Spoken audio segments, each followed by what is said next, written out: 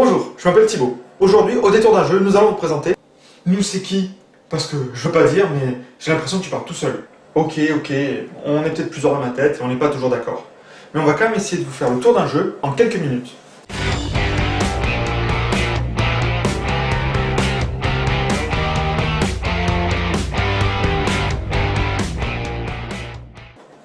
Voilà un vrai bon petit jeu, El Gocho.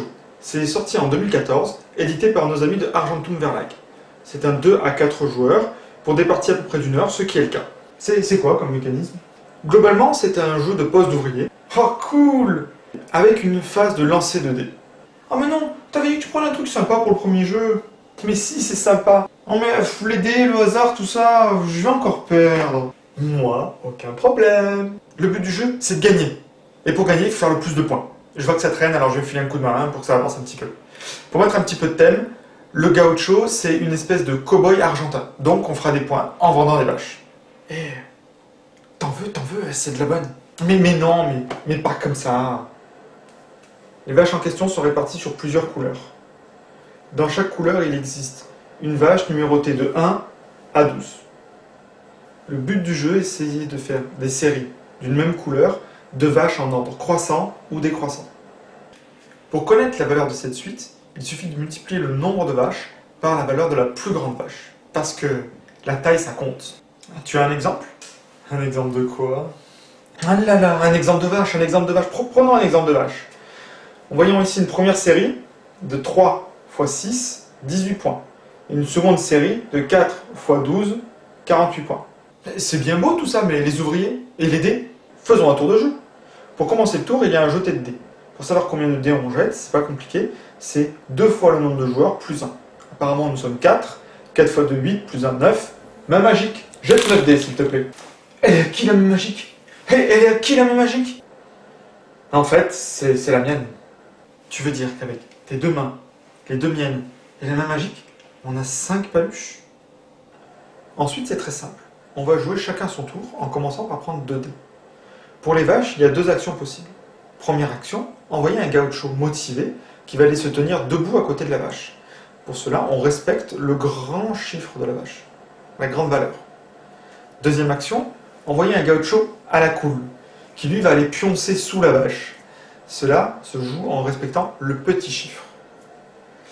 On peut utiliser 1 ou 2 dés par vache, mais il faut que cela soit la valeur exacte du chiffre. Et quand ça vient mon tour, il reste que des valeurs moisies. Ça, on t'avait bien prévenu. Mais non, parce qu'on peut aussi utiliser ces dés dans l'une des 6 actions de l'hacienda. Tu veux dire que même le dernier a quelque chose à faire? À noter qu'un gaucho posé à l'hacienda ne pourra être utilisé qu'à partir du tour suivant. Et les actions, elles sont intéressantes. Une des actions t'offre la possibilité d'avoir un dé en plus de la valeur de ton choix. Ouais, donc le dé que j'utilise ce tour-ci pour faire cette action, je le retrouverai plus tard bonifié quand j'en aurai besoin. Donc, même si ce tour-ci joue un peu moins, finalement j'ai un bonus pour les tours d'après. Et c'est malin. C'est malin.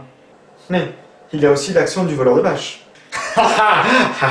L'action qui met la pression aux autres joueurs, à n'importe quel moment je peux te voler ta vache. Mais le joueur volé gagne en points la valeur de sa vache. En reprenant l'exemple de tout à l'heure, on pourrait prendre la 12. La série faisait 48 points, maintenant elle en fait 3 x 5, 15. Si on rajoute les 12 points de compensation, tu arrives à 27, tu as égaré 21 points. Bah j'allais quand même pas te laisser faire.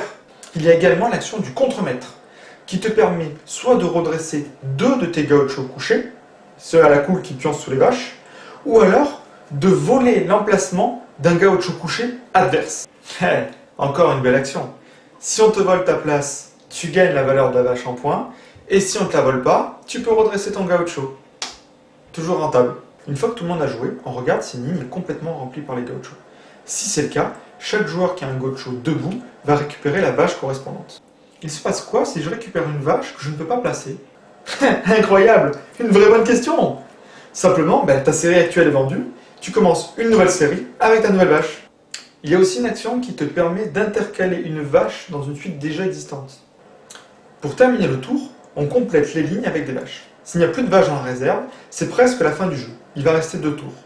Un premier tour qu'on jouera normalement en jetant les dés, et en jouant avec les vaches qui restent sur le plateau.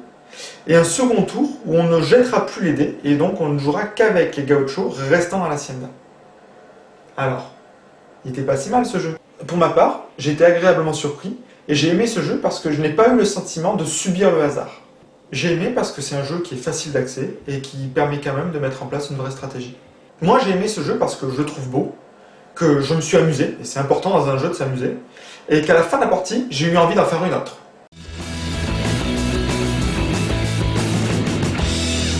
Si vous aimez Race for the Galaxy, si vous n'aimez pas Race for the Galaxy, si vous n'avez jamais joué à Race for the Galaxy, alors ne manquez surtout pas le prochain épisode d'Au détour d'un jeu, spécialement sur Roll for the Galaxy. Et d'ici là, amusez-vous!